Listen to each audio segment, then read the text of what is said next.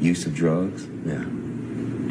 The situation around which the fire resulted and so forth, in your mind, have you cleared that up to the satisfaction of the public? Do you feel it's beating it over the head now to discuss it any further? I don't know about beating it over the head. I just know this, that drugs, most of the things that have happened to me in my life, Richard has done to himself. Do you understand? Most of them, all of them. You know, because the life's been good to me. I wouldn't let it be. I found I wanted to have the suffer of the artist, you know, and I went about trying to find it, you know, through drugs, because I wanted to be a part of. I never felt connected to anything or anybody, and I never knew how to love, especially myself. I didn't know about that. You know, I'm a romantic person. I like to be romantic, but I don't necessarily like being in love, because I really don't understand that. You don't like being loved? No, being loved was real hard. When my mates would love me back, we'd have real difficulty. You know, and I know that now, and I see it. I mean, I've got to grow enough to understand that. And this life is a little more complicated, or not as complicated. Maybe I say not as complicated as we make it sometimes. And drugs for me was a panacea. You know, it removed all the pain, all the questions, all the doubt. It made me feel sure of myself. Even when I wasn't, I felt like I knew I could go on forever. And then at a point, the drugs didn't work anymore. And I was still alive to have to deal with that thing we all have inside of us, ourselves. You mean the drugs didn't work anymore because they didn't give you relief? No, they didn't. It just got to a point where it just was misery, depression, down,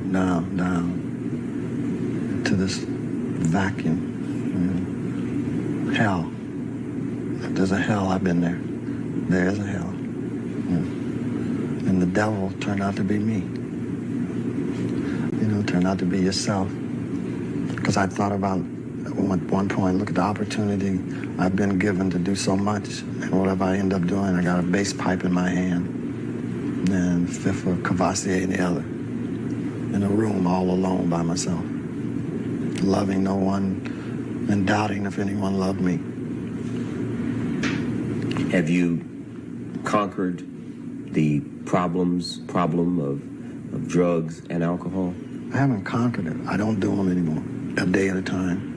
You take it a day at a time? And hopefully the rest of my life I won't do any. But a day at a time. Today I'm sober and drug-free. What about love? You say that you can't love. Is that what you're saying? I don't know how yet. I mean, I'm a little bit. I'm starting a little bit. You know what I'm saying? For real. Not just to say it, but to reach out and touch. I remember times when I didn't like, you couldn't touch me. You know, it would be real uncomfortable if you just did that to me. Yeah, I don't like that. You know? Have you ever thought about the possibility or the theory that when you do get to your kind of creative level, that you don't really have that much left emotionally? Is that a possibility? And you give so much to creating all of that. That's a good like excuse to keep from living. I mean, thank you. If I ever need that, you have one. Yeah, Okay. I'll use that. No, it doesn't stop you. I mean, being an artist didn't save me from myself. You know. No, I don't think that's true. No matter what you are or who you are and what you do, there's a you that you must deal with eventually. If that makes any sense, I feel. Had you embraced God before the fire? I hadn't embraced God. I believed in God. You know, I mean, God has been with me most of my life. I mean, my grandmother, I used to go to all kind of churches, Catholic, Baptist, Salvation Army. I used to go to Salvation Army and beat the drum. I mean, so I've always had, I mean, that's pulled me through. I mean, God, the religion, I mean, just the strength from my parents on that, you know. Sometimes when all else was nothing else there, was that. God was there. And especially when I was in the hospital. God really came through for me. How did it happen? What were your experiences? Just being in touch, surrendering to the fact that I was powerless over drugs and alcohol, to surrender. That's a hard thing to do for any person, I believe. Just to surrender. I mean, I've quit a lot in my life. I've stopped doing this for a while and stopped doing that for a while. But just to stop everything, to surrender, to admit to yourself, God, I need your help. I can't do this alone. It was hard. But if I hadn't have done that, I wouldn't be sober today. I think I'd be out there again. With Indigo Productions, your own company, you now are going to have the possibility, I might say the awesome possibility, of presenting rather to the movie industry a genre and a kind of film that America's never had. How do you feel about that challenge? I didn't know what I was getting into. That's how I feel. Had I known what I was getting into, I wouldn't have it. I wouldn't have this company. I wouldn't at all. What has happened that has soured you? I just living, people, what it is, you know. I came in with an idea, and it's not that anymore. It's a business. It really is. It's a business. You do movies, and you make movies, and all that talk is talk. But it really boils down to business. You got to get a good script. You got to get the right people, whoever they are. You got to get them to do it and to make it run. And I came in with a little naive about it.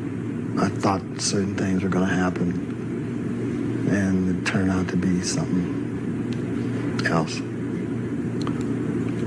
What did you want to see happen? What was your naivete about? I thought, well, me and you sit and talk. We say, let's do a movie about why. That's what we do. I didn't know we'd have to go to A first, you know, and then talk it to death, and plan it to death. You know, I just want it done. And right now I'm real confused about it. I just know that the only reason I'm keeping this company is the fact that something good will come out of it. Hopefully Chuck and George will put together some good films and make them work like that. You know, because what I like to do is just create myself. I really do. I don't like sitting in the office telling people yes and telling people no. I don't like making decisions. I like hiding. What about the controversy about your change in command? Jim Brown was now where Chuck Smiley is, and various other people, and you made a change. Some people have been critical of that change. Would you give us the benefit of actually what did happen? No, I will not. I will say that other people, it's awful easy to lead someone else's life. It always has been. And people will find that the best way the rest of their lives, most people. What someone should have did, or they should have, and they shouldn't have. I don't concern myself with that. You know? It's the business is working and running, and it's functioning, and we're going to make movies, and I'm happy about that. And as far as that's concerned, the change you made has put it on the course you wanted. Yes. And that's the end of that. I'm comfortable. Will you star in any of these movies? No. This is a 5-package deal? Yeah. No, these movies I won't have anything to do with starring in them, no. Well, there wouldn't be much point in that. It wouldn't help anybody if I starred in them. You know, I'd like to see other people in them. And that's what's going to happen. I mean, the people, they're putting together some great ideas for a lot of people, and that makes me happy. That's the only good thing about this. Maybe one of them will be successful, too. That would be super. One of your stated objectives for Indigo was to hire more blacks, more minorities, I think. Yes. Are you still going to be able to do that? Is that still one of your primary objectives? Primary objective is to make a movie that makes money. You know? And we're going to incorporate people that don't usually get an opportunity to be in the movies, do the movies, and do the things they want. And yes, that is black people, definitely.